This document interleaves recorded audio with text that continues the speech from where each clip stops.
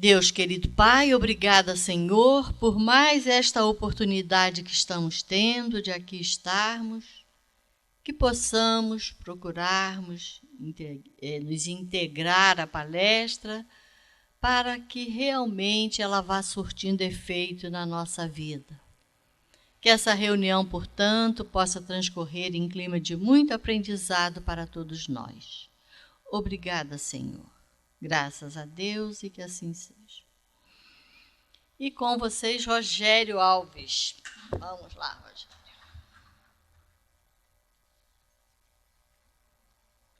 Boa noite a todos. Está ouvindo bem? Tá normal?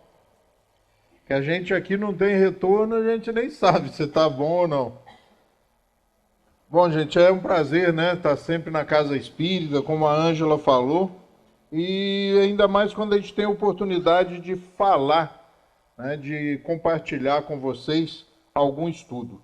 Hoje eu escolhi o capítulo 9, lá no terceiro livro do Livro dos Espíritos, que é dividido em 4 partes, né? Lá no terceiro livro, no livro terceiro, no capítulo 9, Lei de Igualdade. Não por acaso, não foi nada assim, são realmente os fatos, os acontecimentos que a gente vai vivenciando aí durante as semanas, durante os meses, que vão nos espantando, né? Como se nós estivéssemos vivenciando um grande retrocesso ou voltando, né, a assistir alguns capítulos de uma novela muito antiga, né? Então eu resolvi falar de lei de igualdade exatamente por isso. Eu queria pedir a vocês também que percebessem, eu vou fazer uma passagem inteira por esse capítulo, tá? Em todos os tópicos, e eu gostaria que vocês percebessem ali como Kardec tem uma sensibilidade pedagógica, didática, como ele vai num crescente, como ele vai nos preparando para a questão seguinte, ou como ele se apoia na resposta dada pelos Espíritos para formular a seguinte. É lógico que isso não foi feito automaticamente, né? Depois ele reestruturou todo o processo e foi organizando didaticamente. Então você percebe claramente que a pergunta seguinte é sempre, ou quase sempre, baseada na resposta ou em afirmações ou ponderações anteriores. Então é um crescente, por isso eu venho de um tempo para cá provocando as pessoas, incitando, estimulando as pessoas para que façam a leitura numa colocação corrente, né? Pegar lá o Livro dos Espíritos do início e ir até o final. E avaliar no final, depois da conclusão, que é mais um tratado, um grande tratado, avaliar como é que foi a experiência de ter lido uma obra fundamental da doutrina espírita na sua íntegra, de ponta a ponta. É diferente do que consultar as obras básicas ou as obras fundamentais. É muito diferente, porque quando você faz essa leitura na íntegra, você percebe essas minúcias, essas delicadezas de Kardec e dos Espíritos para que nós compreendamos mais facilmente, dando-nos base de entendimento. Então, a lei de igualdade, né, está lá no capítulo 9, como eu disse, do Livro dos Espíritos, no terceiro livro, no livro terceiro, e essa questão 803 eu trouxe ela na íntegra, só para a gente realmente ter certeza da lei de igualdade. Então, na pergunta 803, que abre o primeiro tópico, que é a igualdade natural, Kardec pergunta, o professor pergunta aos espíritos superiores: todos os homens são iguais perante Deus? E os espíritos vão responder para a gente: sim, todos tendem para o mesmo fim e Deus fez as suas leis para todos.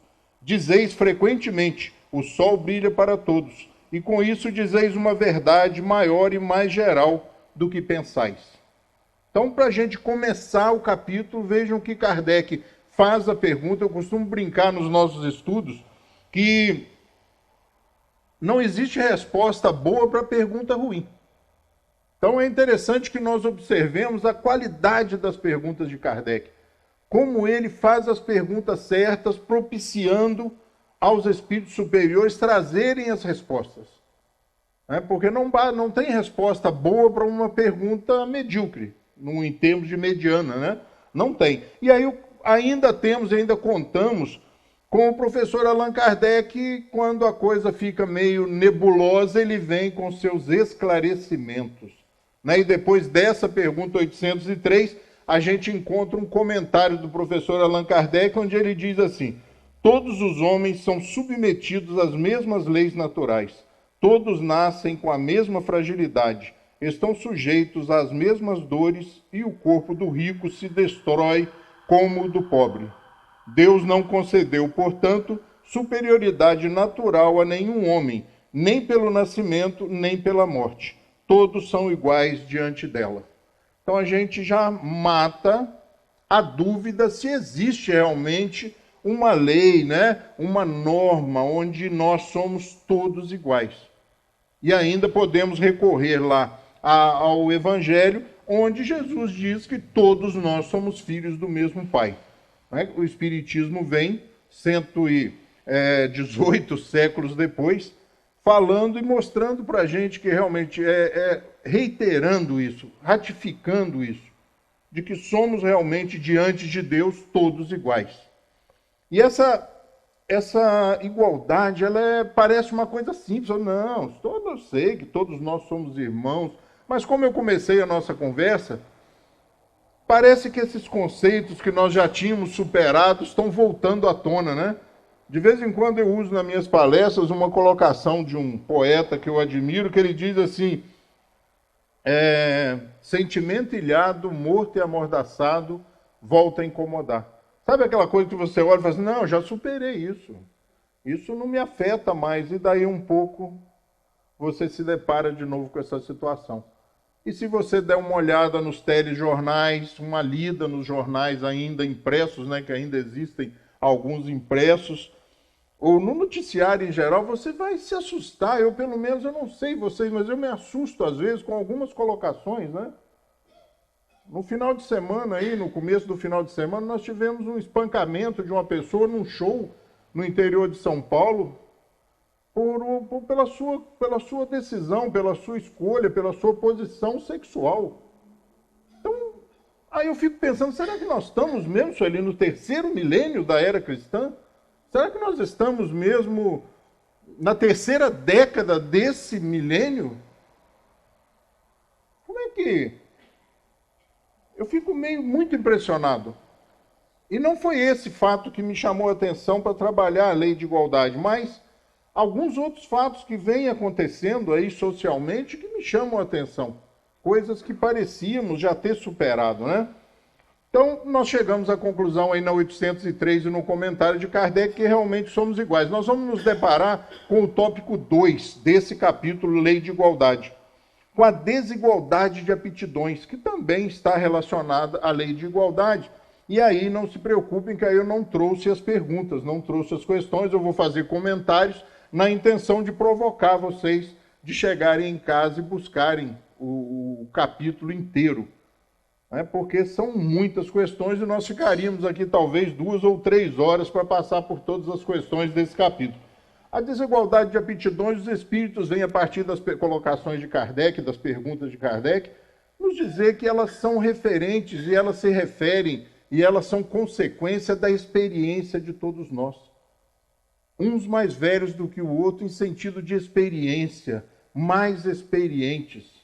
Já reencarnamos mais vezes, né? Começamos a caminhada mais cedo. E isso é que mostra, e de forma tão flagrante, tão impactante às vezes, essa desigualdade das aptidões. Nossa, como fulano tem aptidão ou tem facilidade com alguma coisa. Se nós não olharmos sobre a ótica do Espiritismo, sobre essa proposta dos espíritos superiores, pode nos parecer que Deus premiou. Quando o gênio levanta lá aos 3 anos de idade, larga o brinquedo e vai até o piano e começa a tocar, fala, nossa, é um gênio. Pode ver, né? Tem um QI altíssimo. Nós espíritas olhamos e falamos, que danadinho, hein? Já foi músico, outras experiências, já estudou muita música, já fez conservatório, né? 8, 10 anos de conservatório, já foi um bom pianista, e aí as janelas ainda entreabertas entre uma encarnação e outra, ele tem esses flashes de lucidez e uma facilidade tremenda no piano. Mas isso acontece nas menores coisas, né? Eu sempre digo que na minha vida estudantil, né, foi uma vida estudantil bastante medíocre, eu tinha sempre amigos que me faziam muita raiva, porque eu os acompanhava, né, nas baladas e as notas deles eram muito melhores do que as minhas. Pessoas que com uma simples explicação do professor ou da professora captavam o ensinamento. E eu, né, ali na mediocridade do espírito mediano, nada, lutando com os livros, estudando e tentando e nada. E algumas pessoas se destacaram, e eu acredito que todos nós tivemos esses colegas bastante irritantes, né, na época de colégio. O cara mais devagar do que a gente, na hora das provas, eles nos surpreendiam com notas espantosas. São essas desigualdades de aptidões e que vão fazer também, segundo os espíritos, fazer com que nós nos completemos. Como cada um de nós tem certas aptidões, nós nos completamos. Já pensou todo mundo apto para ser médico? Aí ia faltar até doente, né? Porque todo mundo médico, né? Todo mundo apto a cálculos, né? A engenharia. Não, nós somos... Como nós começamos a caminhada, cada um num momento, e a nossa caminhada depende de nós, e nós caminhamos de acordo com o nosso livre-arbítrio, com as nossas escolhas e com o nosso esforço, nós somos diferentes uns dos outros. Isso faz com que nós nos completemos e que cada um assuma a sua posição no funcionamento social. Eu não me lembro quem, mas uma pessoa fazendo uma palestra aqui outro dia falou sobre isso. Né? Eu não dependo de ninguém. Opa, calma, fala mais profundamente nisso, porque quando você levantou às 7 horas, alguém levantou às 4 para fazer aquele pãozinho que você está comendo. Né? Então, tem relação, né? Eu vou para a cidade e vou abastecer. Você depende das pessoas que estão trabalhando. Então, existe uma inter-relação que é essa vida social, né? Somos seres gregários. Essa é uma afirmação filosófica, né, que nós fomos concebidos para viver em grupo e para nos completar. E esses que têm uma aptidão maior vão nos levando, vão nos tomando pelas mãos e vão nos ensinando. Aí nós vamos nos deparar com o tópico 3, desigualdades sociais. Lembre-se que nós estamos falando do capítulo 9, Lei de Igualdade, né? Nós vamos nos deparar com o tópico 3, desigualdades sociais. Eu gosto muito das imagens, às vezes, dos slides, porque elas confirmam, né, o que a gente está falando visualmente. Essas desigualdades sociais, elas às vezes, vou repetir, gente, às vezes nos chocam, né? Eu tenho uma foto muito interessante de um bairro paulista. Eu não me lembro qual é o nome do bairro, mas é um prédio assim muito suntuoso, sabe? Uma coisa assim, ele é meio redondo assim, em cada sacada tem uma piscina. E a foto foi batida de um ângulo que você vê aquela ostentação, aquele prédio suntuoso realmente, e aos fundos do prédio uma favela ou uma comunidade, né? O termo favela já não se usa mais, né? Outro dia nós vimos aí uma jornalista da Globo News ser chamada a atenção no ar, porque usou denegrir, né? Então foi chamada a atenção no ar pelo editor-chefe da Globo News. Então a gente tem que tomar cuidado também com esses termos. Muitas minúcias, mas é assim que nós nos educamos. Né? Existe um jargão, uma frase de efeito dentro do movimento espírita, que diz assim, a disciplina antecede a espontaneidade. No começo a gente tem que tomar cuidado e depois, naturalmente, espontaneamente, nós vamos assumindo essa nova realidade social e em respeito às leis de igualdade.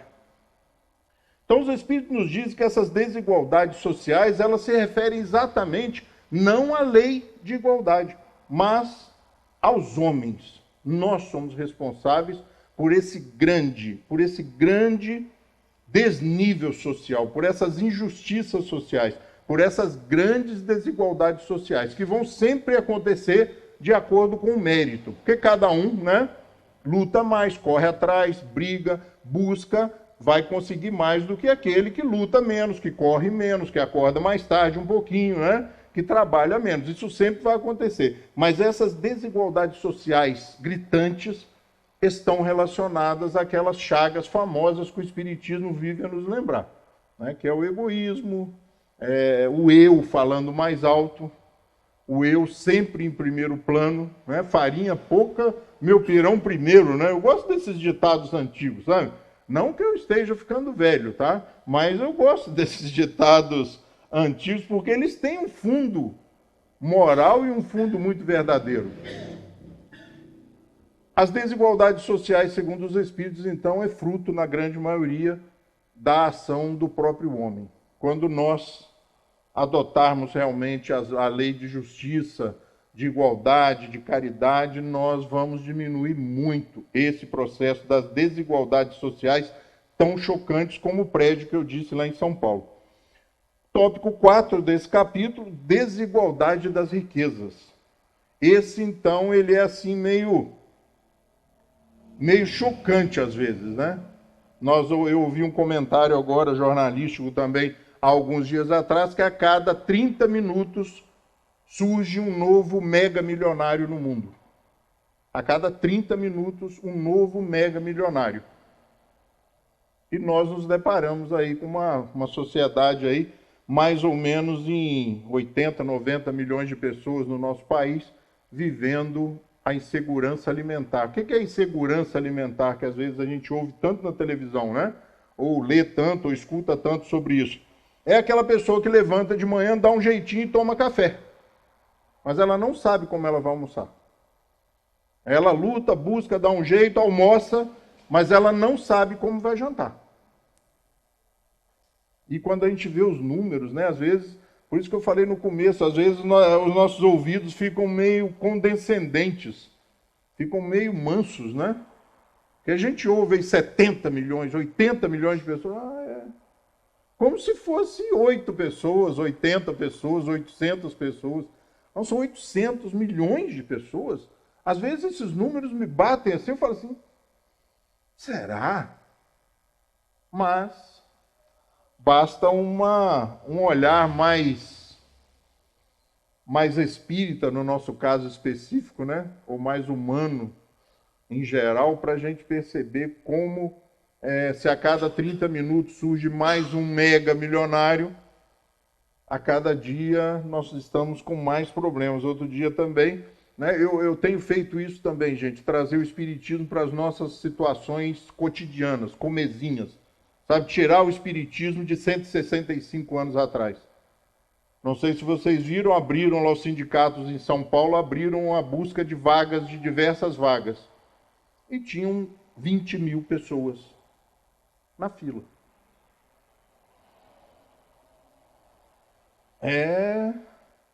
E a estimativa para você chegar no balcão de atendimento era mais ou menos ali na 4, 5 horas para você chegar na fila de atendimento para possivelmente ser encaminhado para uma função. Então a desigualdade das riquezas também, né, é fruto do nosso descuido com o outro, de esquecermos aquela proposta lá do Evangelho e do início da pergunta 803, onde todos nós somos iguais, né? Todos nós viemos da mesma padaria, né? Só fomos produzidos em horários diferentes. É nós olharmos para o outro com mais empatia, com mais amor mesmo, com mais carinho, e nos preocuparmos um pouco mais com essas coisas, né? Porque o Espiritismo é isso, é nos conclamar a fazer com que esses bancos fiquem cada vez mais desconfortáveis e nós comecemos a almejar poder ir e fazer alguma coisa com isso que a gente aprende aqui, no nosso caso específico. Isso acontece não só no Espiritismo, tenham certeza disso, porque nós vamos encontrar trabalhos maravilhosos dentro da filantropia em várias denominações religiosas. Então, a conclamação, ela vem realmente, a conclamação para esta visão diferenciada, ela vem do cristianismo. Então, normalmente, todas as religiões com com a sua base, com a sua matriz no cristianismo, vão conclamar, vão estimular, vão nos convidar a essa reforma e essa visão mais ampla. Vamos chegar lá ao tópico número 5 desse capítulo, provas da riqueza e da miséria. Essa é muito interessante, porque quando nós começamos a estudar o Espiritismo, nos deparamos com o conceito da reencarnação, nós normalmente falamos assim, é imposto, né? Não, não nos é imposto. Nós passamos pelas experiências em várias encarnações para aprendermos a conviver com cada um desses assuntos. E aí, quando os Espíritos vêm e nos dizem que a prova da riqueza ainda é mais difícil do que a prova da pobreza, fala assim, não, para, você acha que eu estando lá, podendo participar da escolha, você acha que eu ia escolher mal? Porque aqui nós pensamos de forma diferenciada, né? Se você olhar, por que o Luiz Augusto ou o Frederico Antônio nasce numa cobertura ou num duplex na Vieira Soto e o Richard Washington nasce no Baixadão aqui do Rui Sanglar ou do Santa Terezinha? Que justiça seria essa, né? São experiências, são caminhadas, cada um de nós temos que passar por aquilo que é necessário para o nosso aprendizado, para o nosso aperfeiçoamento. E nós vamos escolher essas experiências que quando estamos aqui nós achamos difícil ter escolhido.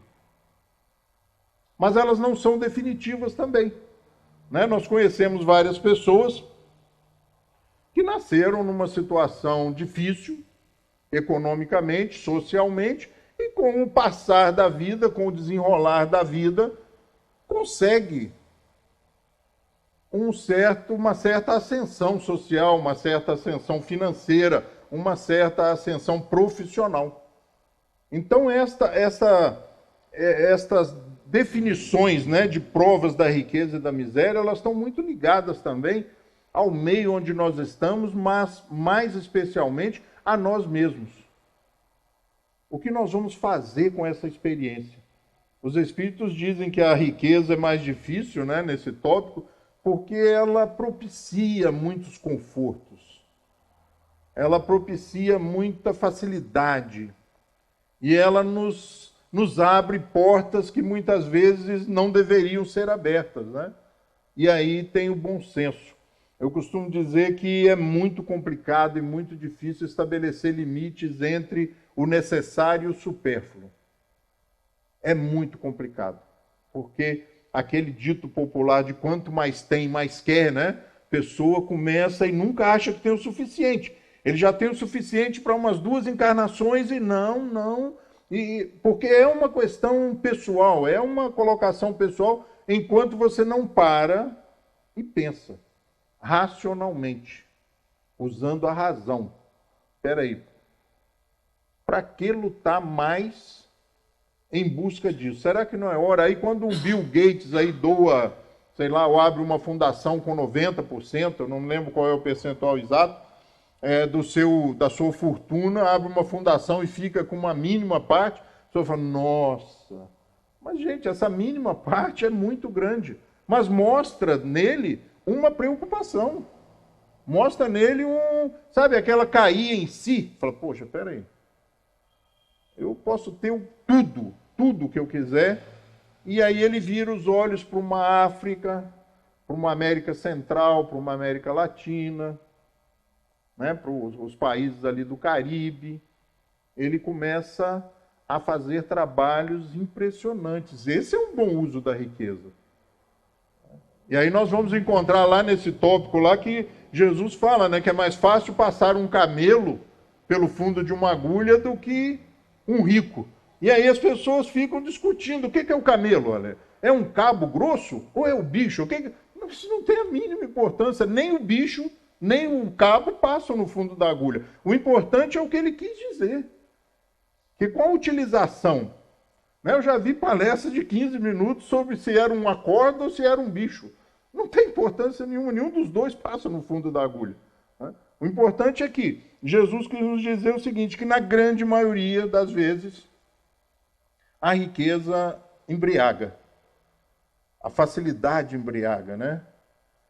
e o carro está sempre precisando de um carro novo, e a casa está sempre precisando de uma reforma, e nós começamos a ficar escravos dessas coisas e nos esquecemos da lei de igualdade, nos esquecemos do quanto nós podemos ser úteis e o quanto é tênue e passageiro esse processo aqui. 70 anos, 75, 80 anos, aí a média brasileira eu acho que está em 76 anos, então é muito rápido, né? Então, outro dia eu ia com a merendeira para o jardim de infância, já chegou a 59 anos, então é muito rápido. Eu achava que era muito lento, né? Depois que chega uma certa época, você começa a achar, poxa, o tempo está passando muito. Eu falo isso para o meu filho, falo, pai, isso é coisa da sua cabeça, o tempo está passando normal. Para eles, porque para mim já está passando muito rápido. Né? Porque eu já estou na prorrogação. Né? A gente, depois que chega uma certa época, você começa a viver a prorrogação. Nós vamos lá para o tópico 6. Né? Igualdade dos direitos do homem e da mulher. Eu dei uma andada nessa palestra porque eu queria chegar aí, sabe? Porque também nós temos presenciado um certo retrocesso nesse processo, gente. Um retrocesso histórico nessa caminhada das duas partes. Essa igualdade dos direitos da mulher, ela é tão tratada com tanto carinho, com tanta atenção dentro desse capítulo, que eu fiz como lá na pergunta 803. Eu trouxe ela para a gente, né? 817. Veja que nós começamos na 803, já estamos na 817 nesse tópico. Nesse tópico aí, 6. Então, Kardec, o professor, perguntou aos espíritos superiores: o homem e a mulher são iguais perante Deus e têm os mesmos direitos? Muito bem, muito bem. Você podia até falar mais alto para a gente ouvir, porque os adultos estão precisando ouvir isso. O homem e a mulher são iguais perante Deus e têm os mesmos direitos? O interessante aí é nós voltarmos na história e lembrar que o professor faz essa pergunta, gente, há 165 anos atrás. 165. Hoje é normal, hoje isso dá ibope, isso faz, né, sai bem na foto, mas 165 anos, mesmo na França, era um assunto altamente polêmico. Uma estrutura patriarcal forte, que esperneia até hoje. O professor vai e pergunta: o homem e a mulher são iguais perante Deus e têm os mesmos direitos? E olha a resposta dos espíritos. Eu não me canso de ficar admirado, sabe, ficar embasbacado mesmo com a lucidez e com o tempo. Né?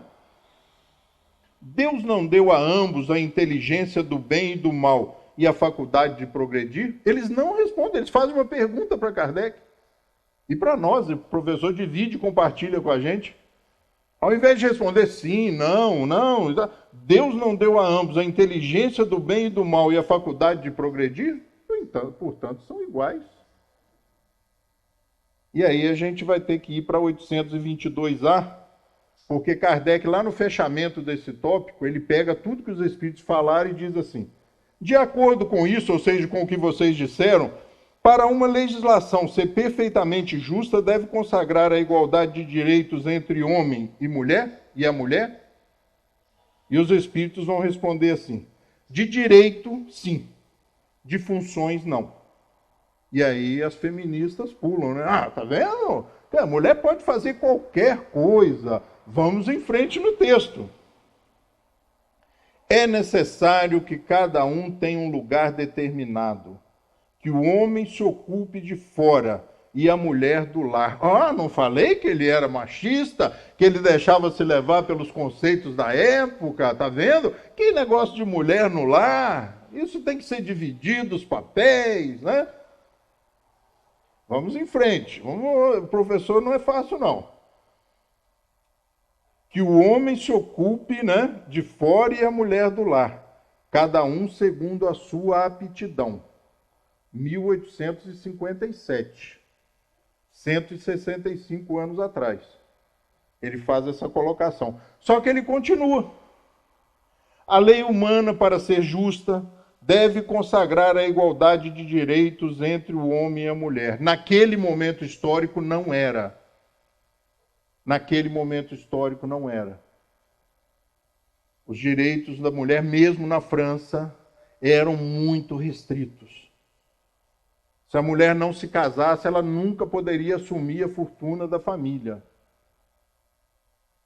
E mesmo casada, ela assumia o nome do marido e o marido administrava a fortuna. Então ele começa a dizer, a lei humana, para ser justa, deve consagrar a igualdade de direitos entre homens e mulher. Já começa a mudar a situação. Poxa, esse cara era vanguarda. Ele era vanguarda. E aí ele continua, todo privilégio concedido a um ou ao outro é contrário à justiça. Nem privilegiar nem o homem, nem a mulher, mas direitos iguais. E aí eu coloquei até em verde, olha só, gente. Continua o professor. A emancipação da mulher segue o processo da civilização. Ou seja, conforme a civilização vai progredindo, a mulher vai naturalmente se emancipando desses entraves sociais machistas. Sua escravização marcha com a barbárie. Ou seja, a escravização da mulher é sinônimo que nós estamos vivendo numa barbárie. Isso lá nos meados do século XIX. Os sexos, aliás, só existem na organização física. Outro problema dentro do movimento espírita. Não dentro do espiritismo, mas dentro do movimento espírita. Eu já me deparei com várias pessoas assim na intimidade da conversa. Falando, será? Pessoa não... Será? Mas eu já vi numas obras mediúnicas que tem homem e tem mulher. Aparentemente, lógico. Eu vou manter a aparência da minha última reencarnação em geral. Mas se eu for me encontrar com um ex-marido meu de algumas encarnações atrás, eu posso me apresentar a ele como eu fui, uma bela mulher de 1,80 m e de 120 quilos. Né? Não, o corpo também era diferente, né? A cada experiência, um novo corpo. Conceitos básicos que a doutrina espírita fala, e a gente fala, não, eu já entendi esse negócio.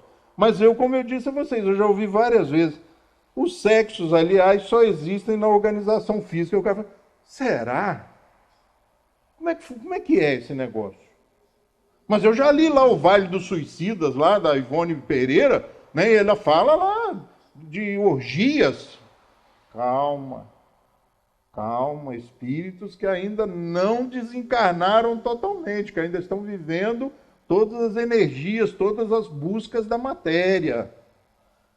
Por isso temos que ler as obras fundamentais para depois ler as outras obras, porque aí nós compreendemos as outras obras.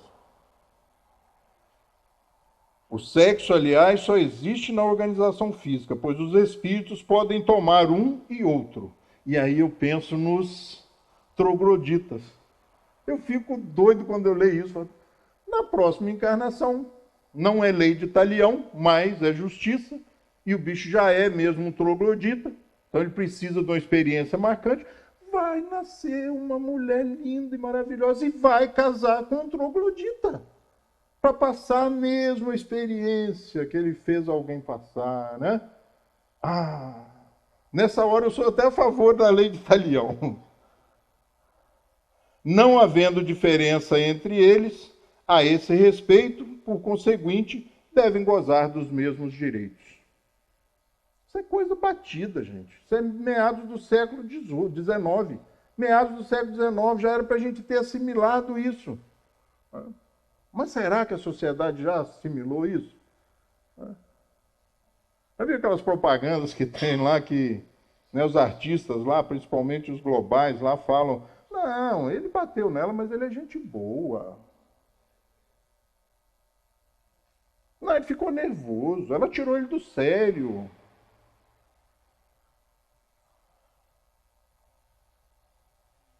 Terceiro milênio, gente, 2022. Bom, chegamos assim ao final desse tópico, aí vamos para o outro, que é o último desse capítulo. Tá? É o último desse capítulo, que é a igualdade perante o túmulo. Essa é incontestável. Essa não tem jeito, meu amigo. essa não tem jeito de fugir. E se bobear, tem jeito de adiantar. Né? Nós estávamos falando aqui agora, eu e o Ivan estávamos falando, comentamos aqui agora mesmo, aqui, que nós acabamos maltratando o corpo, né? E a morte se antecipa. E a morte pode se antecipar. A gente maltrata demais, cuida de menos e acaba antecipando o processo. Mas nesse tópico, né, os espíritos falam do quase que mais do pós-morte, do cerimonial do pós-morte, de como a sociedade ou de como nós encaramos a morte. Né? Ele fala da suntuosidade dos funerais, né, dos mausoléus. Eu fui na Argentina uma vez e eu acho que quando a gente viaja para outro país a gente fica meio bobo, né? E acabei entrando no cemitério lá da Recoleta, lá, eu acho que chama isso. E realmente eu fiquei assim impressionado, parece uma cidade. Eu não sei quem já foi, é um negócio assim impressionante, são casas. Né? O cara mudou da vida dele, saiu de uma casa e mudou para outra casa no cemitério. É um troço impressionante. Casas suntuosas, avenidas, assim, ruas, assim, com cada uma mais bonita do que a outra e cada uma mais impactante. Os espíritos falam disso, né? Dessa preocupação boba. E aí o Kardec pega um gancho lá e fala assim, mas vocês não acham que, é lógico que eu estou traduzindo para a minha pobreza, né, de linguagem, vocês não acham que a pessoa realmente não tem culpa? Quem faz isso ou quem constrói essas coisas são os familiares em honra àquele que morreu. E aí ele diz que realmente poucas vezes é em honra daquele que morreu. A maioria das vezes é um próprio egoísmo mesmo de poder fazer, de fazer uma coisa, e a pessoa que está sendo enterrada lá não tem a mínima mesmo, e aí nem lembra mais daquela pessoa. E os espíritos dizem assim, por acaso você acha que aquela pessoa que não tem condições, que tem somente a condição de colocar uma rosa sobre a urna, lembra menos? Ou aqueles que estão enterrados naqueles grandes mausoléus que não foram úteis, serão lembrados? Eu fico impressionado também com uma coisa, gente, é que às vezes a gente, dentro do movimento espírita, eu gosto de separar muito o movimento espírita de espiritismo. As pessoas, quando vão falar dos espíritos superiores, os nossos irmãos estão presentes, agora, eles estão nos abraçando. E aí aí a gente começa a pensar, os espíritos superiores são tudo meio lento, né? Meio devagar, eles falam assim, manso. E aí você vai ler o livro dos espíritos, eu não sei se é um defeito meu, que bota entonação nas coisas, Sueli, mas eu acho que às vezes eles estão quase que gritando. Nesse capítulo aqui tem umas vezes que chega a zunir no meu ouvido, de tão alto que eles falam. A firmeza, a objetividade, direto, é papo, como diz o rapaz, é papo reto, é coisa, não tem esse negócio se você vai gostar ou não. Não tem meia conversa.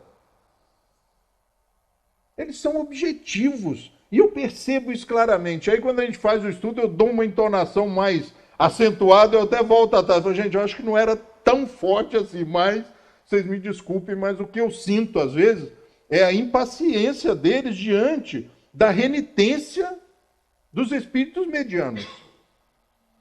Eu já te disse isso, nós já te falamos. Volta lá na pergunta 180, volta lá na 365, ele começa a mandar, eles começam no final do livro dos Espíritos, lá depois da 800 mais ou menos, depois desse capítulo mais ou menos, eles começam a nos mandar, leitores e estudantes, direto para o começo da obra.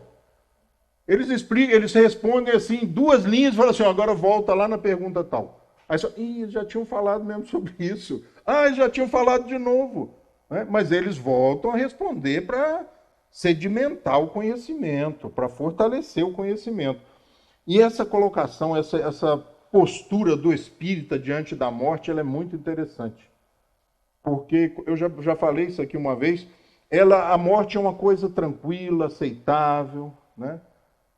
Totalmente compreensível, arrazoada no outro. Você vai no velório e fala, que é isso? Ela não morreu. Ele não morreu. Descansou, né? Descanse a sua mãe, a minha não. Eu queria que ela ficasse mais um tempo. Porque nós somos assim, nós somos egoístas. Mas mesmo racionalmente nós temos que trabalhar isso. Não é porque a pessoa está lá já há 90 dias e nós estamos rezando, e nós estamos orando, e nós estamos visitando, e estamos aplicando o passe. Não desencarna. Não desencarna porque os espíritos falam disso. Porque Kardec pergunta, o magnetismo pode salvar a vida daquele que está prestes a desencarnar? Sim, vocês já não viram isso várias vezes acontecer? O cara está lá já quase desencarnando, está só com o pezinho ligado, né? Porque diz que ele desliga do pé para a cabeça, né? Diz que ele só está ali ligado, só no frontal ali, ou no coronário. E aí você vai lá, aplica um passe, liga um monte de centro de novo. Aí os espíritos carinhosos vão lá e falam assim, aplica o passe que eu quero ver. Aí você vai lá e aplica o passe. A pessoa tem uma melhora assustadora. Graças a Deus, passou. O pior passou, agora vamos para casa, vamos descansar, e vai todo mundo, relaxa, desligam as mentes que estavam energizando o processo, e aí 3 horas da manhã toca o telefone, fulano acabou de desencarnar. Finalmente conseguiu. Finalmente conseguiu. Quando a gente começar a olhar, né, essa experiência assim, eu não estou falando que eu vejo a morte desse jeito tão bonito e tão espírita, gente. Vai levar um tempo para que nós possamos absorver esse conceito da morte. Mas somos iguais, aqui não tem jeito. Todas as desigualdades desaparecem e só vão se refletir nesse momento na suntuosidade, como dizem os espíritos, dos túmulos, né, e das casas, das mansões, né, nos cemitérios. Porque somos todos iguais. E aí eu dei uma passada pelo capítulo inteiro, e eu convido a vocês que leiam, porque cada vez que eu estudo esse livro, eu começo e percebo mais como ele é atual. Nós temos que tirar o espiritismo da historicidade, dessa visão de meados do século XIX, porque ele é totalmente atual. Ele está falando dos conflitos sociais que nós estamos vivendo, das injustiças sociais que nós estamos vivendo, das dificuldades, dos preconceitos, da exteriorização desses preconceitos que estão aí germinando aqui e acolá. Quando a gente descuida, de repente, pum, um escândalo. Ali outro escândalo. No metrô um escândalo. Não sei. O que está acontecendo? Será que são, como dizem os espíritos, os últimos estertores do mal? Ou nós estamos achando campo propício, ou as pessoas estão achando campo propício para exteriorizar o que realmente pensam? É hora de nós nos unirmos como sociedade, e eu costumo dizer, não dá para ser espírita, não dá para ser cristão e aceitar certas coisas, porque nós vamos entrar no campo da incoerência. Algumas coisas, em nome da liberdade, não pode ser aceita por nós cristãos, por nós espíritas. Basta que nós recorramos às obras fundamentais da doutrina espírita, né? Kardec tem 23 obras publicadas como Allan Kardec. A gente pensa, às vezes, são só as 5 e mais as 12 da Revista Espírita, mas tem algumas outras, né? Mas o alicerce mesmo, a pedra fundamental, são as obras fundamentais, né? Ali eu acho que está obras póstumas também, e mais os 12 exemplares aí da Revista Espírita, que foi construído por 136 fascículos mensais, sem pular um só. Então, conhecendo isso aí, nós vamos poder ler aqueles livros que eu falei, né? Onde, às vezes, as pessoas pensam que estão aprendendo Espiritismo, mas, na realidade, estão conhecendo a visão, a percepção e o entendimento daquele Espírito que ditou a obra, né? E não é assim. O Espiritismo dispõe de um tal de conceito de universalização, né, que Kardec mandou lá 1000 questões para 1000 centros espíritas, para 1000 núcleos espíritas, trouxe tudo de volta, peneirou e achou um consenso. Isso faz o Espiritismo ser diferente. Por isso ele é tão atual depois de 165 anos. E nós espíritas temos realmente que a partir de um certo momento, principalmente depois de conhecer as obras fundamentais na sua concepção formal, segundo Kardec, né? O que é o Espiritismo, o Livro dos Espíritos, o Livro dos Médiuns, o Evangelho segundo o Espiritismo, o Céu, o Inferno e a Gênese, né? Sustentado pela Revista Espírita, para nós ampliarmos alguns conceitos e conhecermos algumas experiências, nós vamos ter ou teríamos que tomar uma posição de abraçar realmente essa vida nova. Não dá para ficar parado muito tempo, né, no cruzamento ou na encruzilhada para escolher para onde a gente vai. Se nós vamos ficar com os conceitos que nós tínhamos ou se nós vamos realmente abraçar esses novos conceitos e colocá-los como um farol, como um norte da nossa caminhada daí em diante. Essa é a proposta do livro, inclusive do livro que é o Espiritismo. Que nós conheçamos, saibamos basicamente o que é o Espiritismo e daí em diante tomemos a posição e a decisão de seguirmos em frente, norteados pelo Espiritismo ou não.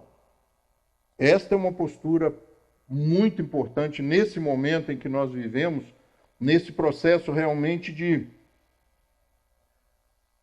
confusão de alguns conceitos, né, sociais, da vida, onde, eu volto a dizer, a cada 30 minutos, né, surge um novo mega milionário. Não é um novo milionário, gente, é um super milionário, né? Mas em compensação, todas as vezes que nós vivemos uma crise no Brasil, né, nos últimos 50 anos aí nós vivemos muitas, né? Em 80, na década de 80, aí nós tínhamos uma inflação de 4 dígitos e as pessoas hoje, né, meu Deus, 12%.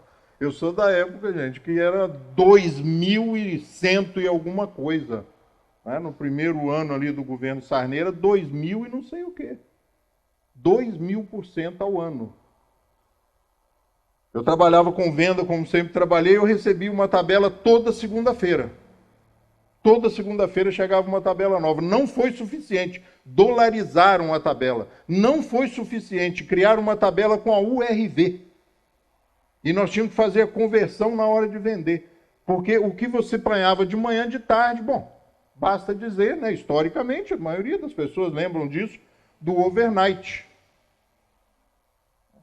Eu trabalhava numa empresa que nós fazíamos a grande maioria das cobranças pela dificuldade, isso lá nos anos 80, que a grande maioria dos vendedores, dos representantes, faziam recebimento em loco com o cliente. Ou seja, o cliente nos pagava o que ele tinha comprado ou o que ele estava devendo na empresa.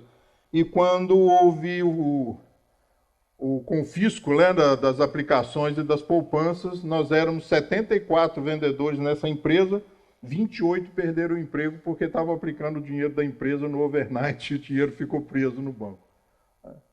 Porque você colocava o dinheiro lá no final da tarde, ligava para o gerente e aplicava o dinheiro, de manhã ele valia 10, 12% a mais.